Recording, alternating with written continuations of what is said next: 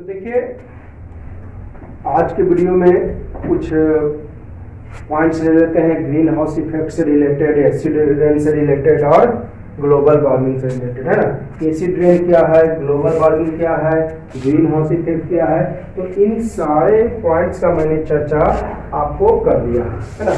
Acid rain, green house effect, global warming, इन सारे points का चर्चा हमने आपको कर दिया है ना। इन सारे पॉइंट्स का चर्चा कर दिया है। अब उससे रिलेटेड कुछ पॉइंट्स पढ़ेंगे। तो पहला मैंने हेडिंग बनाया some points related to green house effect. Green house effect से रिलेटेड पॉइंट्स, किससे रिलेटेड पॉइंट्स पढ़ रहे हैं हम लोग? ग्रीन हाउस इफेक्ट से रिलेटेड। तो देखिए द टर्म ग्रीन हाउस जो है गिवन बाय जे फॉरियर इन 1827। जो आपका टर्म ग्रीन हाउस जो है वो आपको यूज किया गया था जे फॉरियर के द्वारा 1827 में। This effect also causes global warming. यह जो है ग्लोबल वार्मिंग का भी कारण है। ग्लोबल वार्मिंग क्या है, ये सब का चर्चा मैंने आपको कर दिया है इसके जस्ट पहले के पहले वीडियो में, है ना। इसके जस्ट एक पहले वीडियो में, ठीक है। तो ग्लोबल वार्मिंग का कारण है carbon dioxide present in atmosphere. देखिए एटमॉस्फेयर में जो कार्बन डाइऑक्साइड प्रेजेंट है वो सन के इंफ्रारेड को यूज करता है। सन के इंफ्रारेड को यूज करता है। इंफ्रारेड हीटेड रे हुआ, इंफ्रारेड जो है ज्यादा हीटेड पार्ट हुआ सन का और एटमॉस्फेयर को हीटेड कर देता है, ठीक है। तो ग्रीन हाउस टर्म जो यूज किया गया था जे फॉरियर के द्वारा 1827 में, और इस इफेक्ट के कारण जो है ग्लोबल वार्मिंग होता है। ग्लोबल वार्मिंग का चर्चा ही मैंने कर दिया है। Carbon dioxide present in atmosphere, carbon dioxide जो है हमारे एटमॉस्फेयर में जो प्रेजेंट कार्बन डाइऑक्साइड है वो सन के इंफ्रारेड को यूज करता है और यूज करके एटमॉस्फेयर को हीटेड कर देता है, ठीक है। There are mainly 4 green house gases. Mainly रूप से 4 ग्रीन हाउस गैसेस है, लेकिन carbon dioxide main responsible for green house gases, है ना। ऐसे मेनली रूप से 4 ग्रीन हाउस गैसेस है ना। ग्रीन हाउस इफेक्ट सबकी चर्चा मैंने कर दिया था कि ग्रीन हाउस इफेक्ट क्या, earth temperature is heated due to increasing carbon dioxide, है ना। Earth temperature increase due to increasing carbon dioxide is called green house effect. तो इन सब का चर्चा मैंने पहले कर दिया। तो देखिए ग्रीन हाउस गैसेस के बारे में पढ़ेंगे और इधर इसका सोर्स पढ़ लिखिए। टेबल मैंने बना दिया है, टेबल बना के लिख दिया है। इधर ग्रीन हाउस गैस और इधर इसका सोर्स, मतलब किसके कारण जो है ये रिलीज होता है। पहला कार्बन डाइऑक्साइड देखिए ग्रीन हाउस गैस है, इसका सोर्स क्या है? कंबसन, है ना। मेनली सोर्स कंबसन है। नाइट्रोजन ऑक्साइड, इसका सोर्स क्या है? Burning of biomass. बायोमास मैंने बताया था बेस्ट मटेरियल, वेजिटेबल्स और फ्रूट्स का बेस्ट मटेरियल, है ना। एनिमल डंग, ठीक है, एनिमल डंग, लीव्स, ये सब हो गया आपका बायोमास। बायोमास क्या हुआ?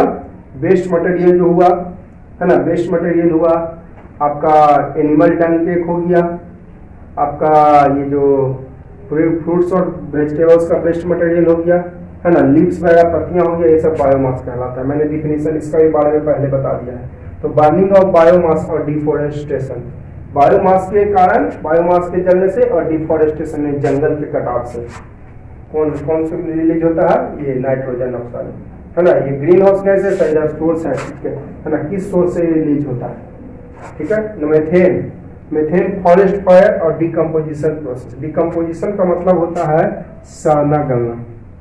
सड़ने गलने वाले प्रोसेस से आपको जो है ये फॉरेस्ट फायर होता है, मीथेन रिलीज होता है। आग, जंगल में आग लगने से या आपको डिकम्पोजिशन यानी सड़ने गलने से मीथेन रिलीज होता है। क्लोरोफ्लोरोकार्बन, रेफ्रिजरेटर, फ्रिज, एसी, ये सबसे क्लोरोफ्लोरोकार्बन गैस निकलता है ना। रेफ्रिजरेटर, एसी, फ्रिज, ये सबसे क्या निकलता है? क्लोरोफ्लोरोकार्बन। तो क्लोरोफ्लोरोकार्बन इंडस्ट्रियल वेस्ट, इंडस्ट्रियल मतलब वेस्ट, इंडस्ट्री का पूरा कचरा। रेफ्रिजरेशन वर्क वेस्ट, हाँ रेफ्रिजरेशन यानी एसी, फ्रिज, ये सब जो चलाते हैं ना, इससे रिलीज होता है क्लोरोफ्लोरोकार्बन। तो ये था ग्रीन हाउस गैसेस, है ना, यानी जो अर्थ के टेम्परेचर को बढ़ा देता है। ग्रीन हाउस गैसेस यानी अर्थ के जो टेम्परेचर को क्या करता है? बढ़ा देता है ना। ये सारे के सारे गैस है और सोर्स है कि किसके कारण ये रिलीज होता है? कार्बन डाइऑक्साइड कंबसन के कारण, उसी तरह से ये सब, ठीक है। अब देखिए मैंने लिखा है कंसेक्वेंस मींस परिणाम, यानी result of green house effect. Green house effect का परिणाम, क्या परिणाम पड़ता है, क्या जो है प्रभाव पड़ेगा ग्रीन हाउस गैसेस का इफेक्ट का। तो कंसेक्वेंस मतलब परिणाम, result of green house effect. तो देखिए पहला लिखे heats of the earth surface, earth के सरफेस को हीटेड कर देता है। हीट करेगा तो जो वाटर आएगा वो इवेपोरेट हो जाएगा, है ना।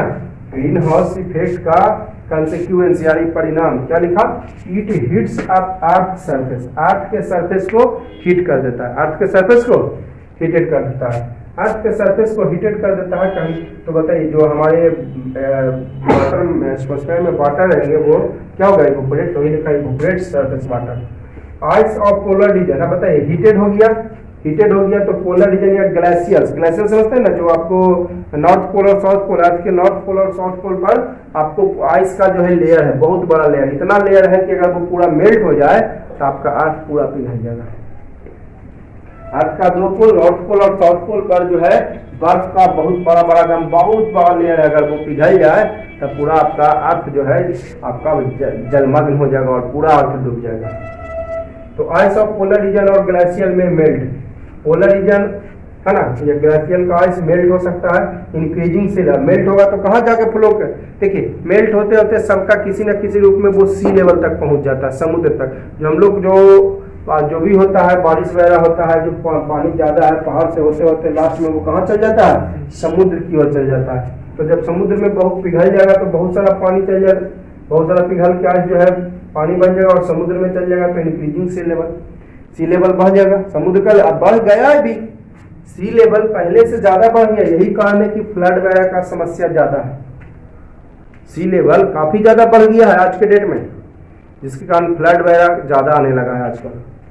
अब फ्लडिंग लो लेवल यानी निचला जो इलाका है वो फ्लडिंग हो जाएगा, बाढ़ आ जाएगा। फ्लडिंग मतलब बाढ़ आना, तो निचला लेवल बाढ़ हो जाएगा, क्योंकि जब मेल्ट हो जाएगा ये तो सारा आइस मेल्ट होकर वाटर में चेंज हो जाएगा, जो कि सी लेवल में चल जाएगा, सी लेवल बढ़ जाएगा और जो निचला इलाका है वो जलमग्न हो जाएगा, फ्लड आ जाएगा, बाढ़।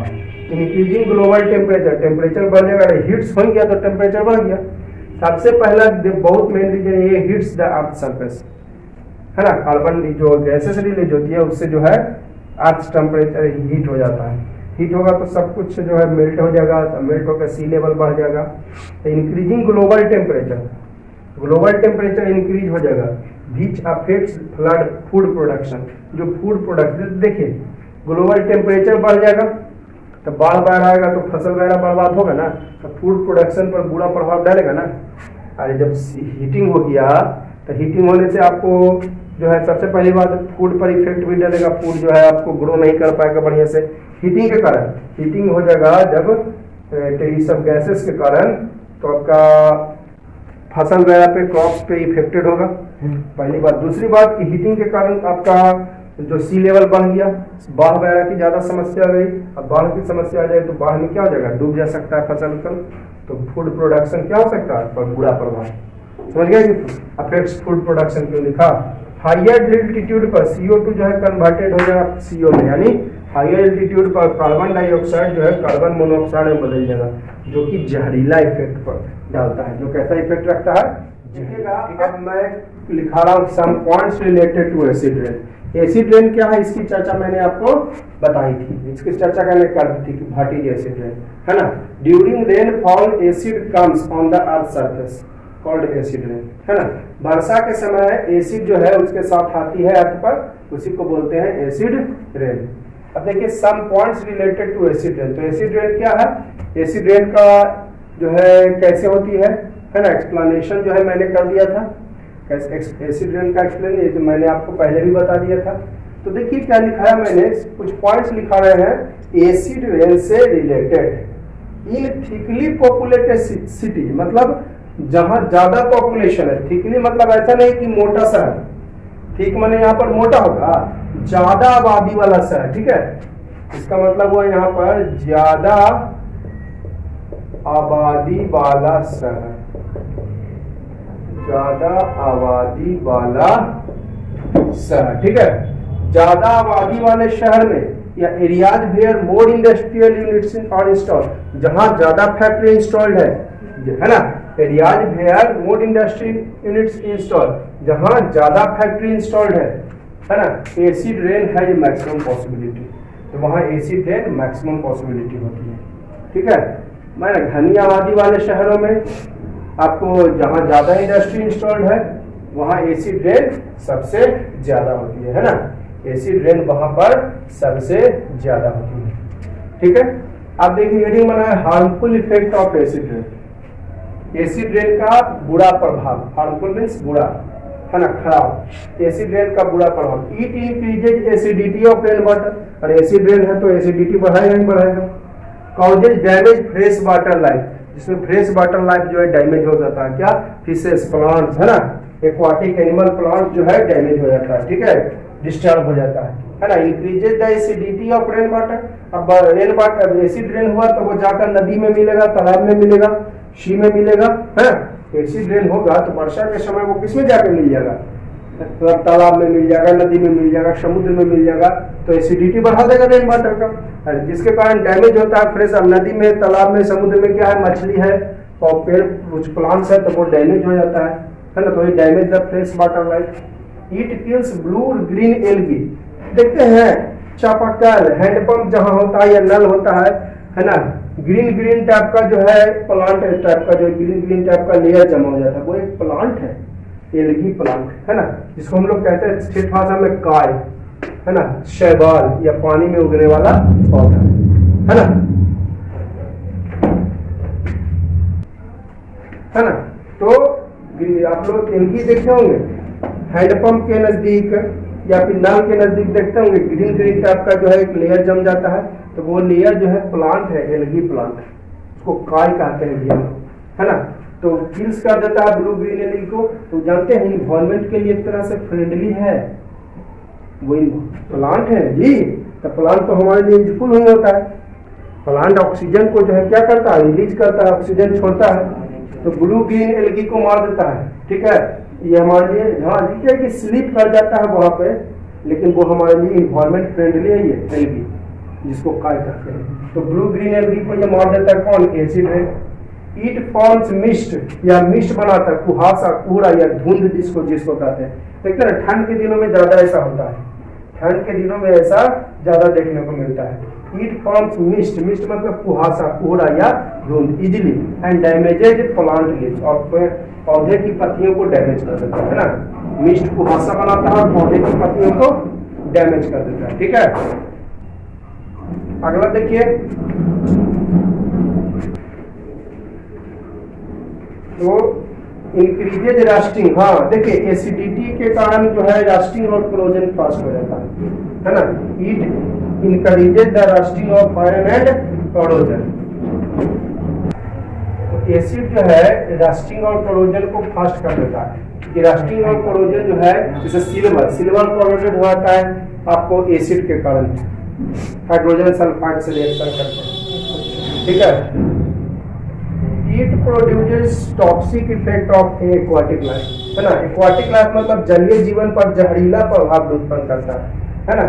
इट प्रोड्यूस उत्पन्न करना टॉक्सिक इफेक्ट, जहरीला प्रभाव on aquatic life, aquatic life पर जहरीला प्रभाव उत्पन्न करता है, ठीक है। Acid rain reacts with limestone, acid rain limestone और मार्बल से रिएक्ट करता है, और हिस्टोरिकल मॉन्यूमेंट, ऐतिहासिक भवन, और इस मॉन्यूमेंट्स को लूज कर देता है, चमक को खो देता है। जिससे ताजमहल की आज चमक कम गई ना, आगरा में नहीं जी ताजमहल, वहाँ इंडस्ट्रियल एरिया, इंडस्ट्रियल एरिया में एसिड रेन ज्यादा हुई, एसिड रेन के कारण जो आपका ताजमहल है उसका चमक हो गया। एसिड से चूंकि रिएक्ट करके मार्बल उसका चमक खो देता है, ठीक है। तो acid rain react with limestone और मार्बल ऑफ हिस्टोरिकल मोमेंट, और चमक अपना खो देता है। जैसे ताजमहल आगरा में है, वही अगर आपका आउटसाइड में रहता है जहाँ इंडस्ट्री नहीं रहता तो चमक उसका बरकरार रहता है। अब देखिए पाएंगे some points related to global warming, global warming से रिलेटेड सम पॉइंट्स। तो global warming is the rise in temperature of atmosphere of earth, earth के एटमोस्फेयर का टेम्परेचर बढ़ा देता है ग्लोबल वार्मिंग। तो देखिए global warming is the rise in temperature, temperature को राइज मीन्स बढ़ाना, RISE राइज मीन्स उगना नहीं होगा कि sun rises in the east, यहाँ पर राइज का मतलब होता है the global warming is rise मतलब बढ़ाना, बढ़ा देता है temperature of atmosphere of earth, earth के एटमोस्फेयर का टेम्परेचर बढ़ा देता है। कौन? Global warming is the rise in temperature of atmosphere of earth, earth के टेम्परेचर को बढ़ा देता है। अब देखिए कॉज ऑफ ग्लोबल वार्मिंग, देखिए ग्लोबल वार्मिंग का कारण पढ़ रहे थे, क्या लिखे, cause of global warming increasing the concentration of CO2। Concentration का मतलब यहाँ पे मात्रा होगा, ऐसे को बताए थे कंसेंट्रेटेड एसिड और आपका डाइल्यूट एसिड। कंसेंट्रेटेड एसिड मतलब एसिड ज्यादा हो और डाइल्यूट एसिड मतलब एसिड कम हो, मैंने पतला, और कंसेंट्रेटेड मीन्स गाढ़ा, लेकिन यहाँ पे मात्रा होगा, अमाउंट। कंसेंट्रेशन मीन्स मात्रा, अमाउंट, ठीक है। तो कॉज ऑफ ग्लोबल वार्मिंग हम लोग पढ़ रहे हैं, तो cause of global warming is increasing the concentration of CO2। CO2 का मात्रा बढ़ा देता है। ग्लोबल वार्मिंग का कारण जो है वो है increasing CO2 in the atmosphere due to combustion of fuel, जो किसके कारण होता है, फ्यूल के जलने से, ठीक है। तो कॉज हम लोग क्या पढ़ रहे हैं, कॉज ऑफ ग्लोबल वार्मिंग ना, ग्लोबल वार्मिंग का कारण। तो cause of global warming is increasing concentration of CO2।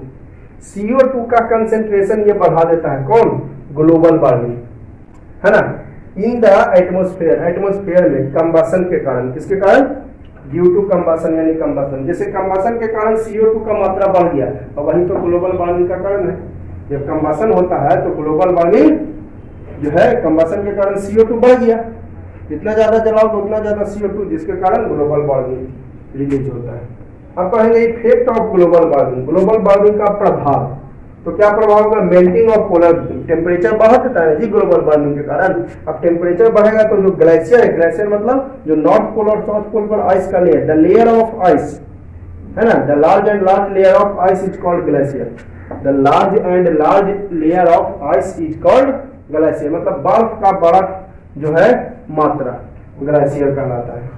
तो melting of polar glacier, polar मतलब नॉर्थ पोल और साउथ पोल वाला, पोलर ग्लेशियर मतलब नॉर्थ पोल वाला ग्लेशियर और साउथ पोल वाला ग्लेशियर मेल्ट हो जाता है, बीच leads the rising of sea level. अब बताइए, जब मेल्ट होगा तो पानी में बदलेगा, पानी कहाँ आएगा, समुद्र में आ जाता है, तो सी लेवल बढ़ जाता है। और कॉजेज फ्लड इन कोस्टल एरिया, निचले इलाकों में बाढ़ आ जाता है ना।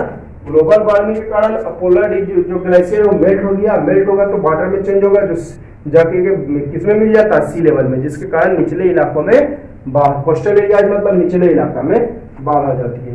लो लाइंग कोस्टल एरियाज में भी परमानेंटली, है ना, लो लाइंग मतलब निचले इलाकों में जो कोस्टल एरियाज है, तो कोस्टल एरियाज मतलब निचला इलाका, कोस्टल एरियाज का मतलब होता है निचला इलाका, निचला इलाका, कोस्टल एरिया में निचला इलाका में जो स्थित है में भी परमानेंटली सबमर्ज, पूरी तरह से डूब सकता है अंडर वाटर, पानी में।